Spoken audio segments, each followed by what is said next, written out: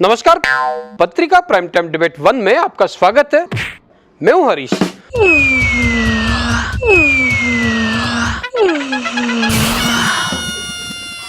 एक मिनट, अरे ये भी तो दिखना चाहिए ना यार। हाँ, बोलो ना, बोलो ना, बोलो ना, बोलो ना। देखो एंकर भाग जाएगी, जल्दी बोल दो। क्यों क्यों क्यों?